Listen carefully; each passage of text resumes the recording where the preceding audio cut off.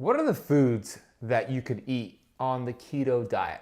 It turns out there are a list of dirty keto foods that can actually increase inflammation, slow weight loss, and even cause weight gain. And then there are these clean keto foods that help you blast fat, feel good, and skyrocket your keto results. In this video, we're gonna break it all down. Let's do this.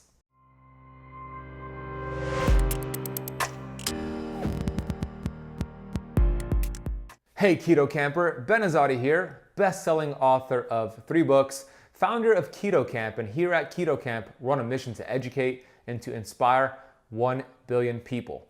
This is actually episode number 2 of my 10-part series teaching you how to master keto for results that stick. So if you missed the first video, we talked about how keto works at the cellular level. We talked about the history of keto and why keto is not a diet, it's a metabolic process, and so much more. Hit the card right here if you want to watch that video. I do recommend it because it lays the framework for keto. But in this video, we're going to talk about the clean keto foods versus the dirty keto foods. I encourage you to go grab a pen and paper, and when I list the healthy keto foods, the healthy keto sweeteners, and the best way to cook those foods, I want you to jot it all down, take it to your grocery store. That's the list of foods that you're going to eat on keto to maximize your results. Before I present to you the worst foods and the best foods, let's talk a little bit about the best and healthiest ways to cook those foods. The best way to cook the foods is the least way to cook foods, meaning we don't want to overdo it. We don't want to overcook our food. So the less you could cook a food, the better it's going to be for you because you're going to mitigate the nutrients from being lost. So raw, lightly steamed, poached, simmered, boiled, lightly grilled but not charred, sous vide, slow cooking and pressure cooking. These are all the best ways to cook your keto foods. Let's talk about the worst. The worst thing to do is to overly cook your keto foods, and you're gonna do it with over broiling,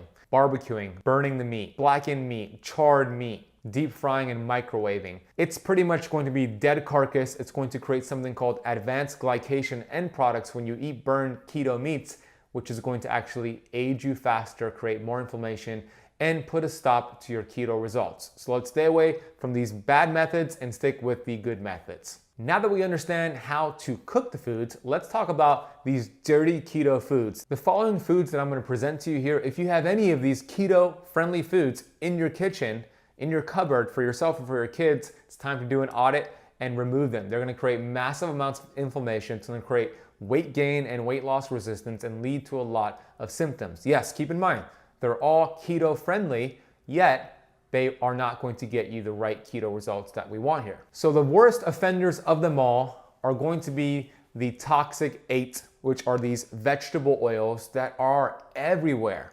And before I even share each one of these 8 oils, I want you to understand this. I interviewed Professor Brian Peskin, who's an MIT researcher. He was on the Keto Camp podcast, and we were talking about these nasty vegetable oils that a lot of people on keto are eating. And I asked him, hey, Professor Peskin, what is worse for you? Eating these cooked vegetable oils every single day on keto or smoking a cigarette every single day? And then he looked at the research and he shared that a person who smokes 2 packs of cigarettes every single day for up to 28 years, their chances of developing lung cancer within those 28 years is about 16%. Then we compared that to somebody who had cooked vegetable oils every single day for about 28 years. Their chances of developing cancer or heart disease was 86%. Yikes. So look, I'm not advocating cigarette smoking, but I am saying we gotta be really aware of these toxic 8 vegetable oils because they're all keto friendly. They might get you in ketosis, but they're not going to get you the results you want. And here at Keto Camp, we focus on health at the cellular level. So grab a pen and paper. These are the ones I want you to look out for in your keto bars, your keto foods, and when you go to restaurants and the grocery store. Canola oil, corn oil, cottonseed oil, soybean oil, safflower oil, sunflower oil, peanut oil, and grapeseed oil. Those are the toxic 8 right there. Do an audit and remove them right away because here's the deal. Your body cannot use these toxic fats for energy. They actually get stuck on your cell membrane on these receptor sites. Remember in the previous video, I showed you exactly how hormones and nutrients communicate to these receptor sites on your cells. But when you have inflammation, now your fat-burning hormones cannot deliver the message, and then weight gain and weight loss resistance and other symptoms occur. Well, these oils create more inflammation than any other food in our diet, more than sugar and more than even other foods out there. So a study showed 132 days of cell membrane inflammation from these rancid fats.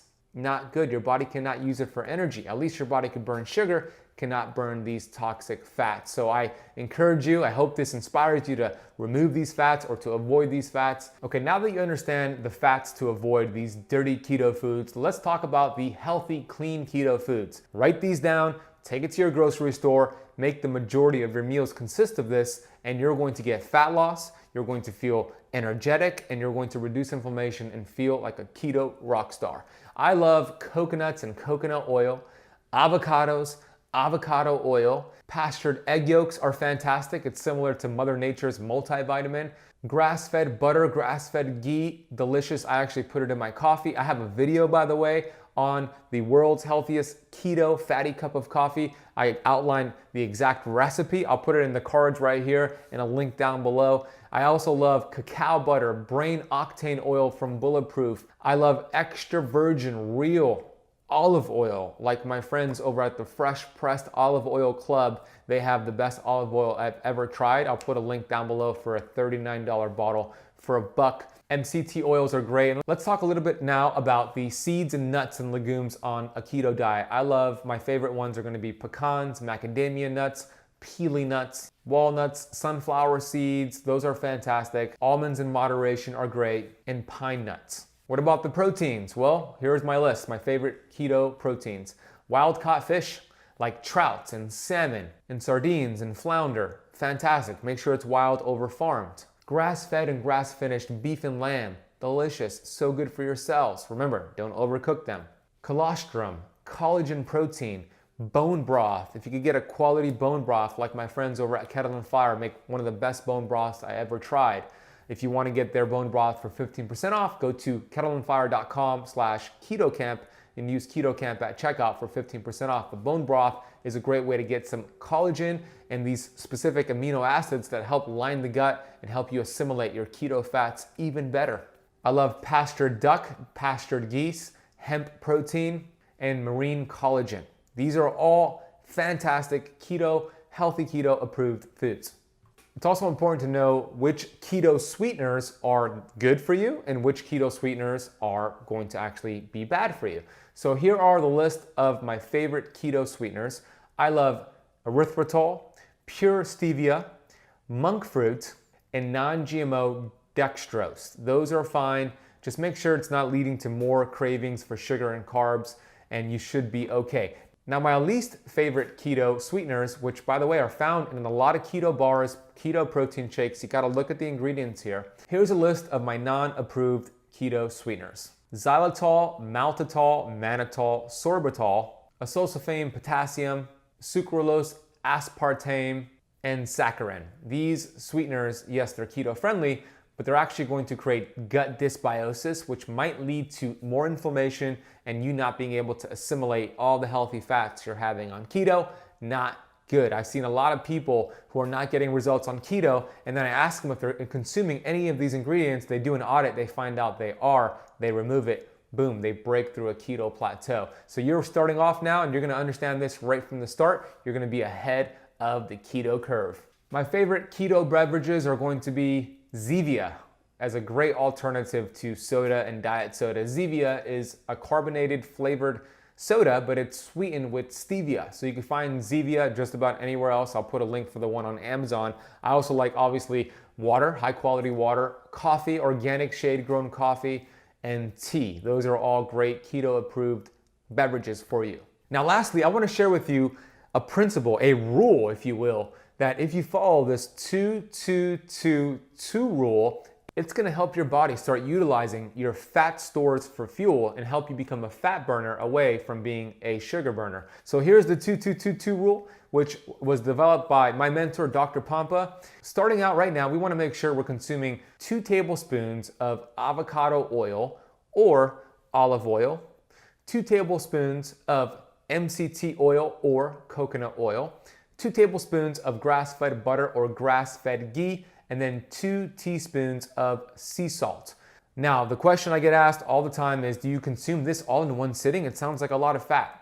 It's not all in one sitting, it's throughout the day. So think about the oils you're using to cook with, your salad dressings, your dips, that's all included. But you want to consume that throughout the entire day. That's going to help this transition, to teach your body to start utilizing fat and transitioning to burning fat instead of sugar effortlessly. That 2-2-2-2 rule will make all the difference for your energy levels and your fat loss. I have a question for you. What was your favorite keto food that I mentioned on this video? Was it the wild caught fish, the beef, the butter, the coconut oil? Which is your favorite keto food?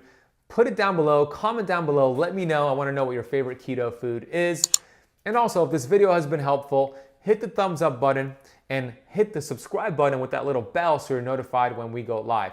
So you might be thinking, why did I include the sea salt in that 2-2-2-2 rule? It is very crucial to replenish your electrolytes on the ketogenic diet, especially since day 1, because it's going to help prevent things like the keto flu. You might have heard all about the dreaded keto flu. Well, guess what? In the next video, I'm going to break down how to prevent the keto flu, how to replenish your electrolytes so you don't get brain fog, you don't feel like crap, but instead you feel like a keto rock star. So let's get right into that video. It's the video coming up right here. Stick or tap right there. Let's talk about the keto flu, how to prevent it, how to replenish your electrolytes so you feel like a keto rock star. Stick or tap that video, and I'll see you shortly.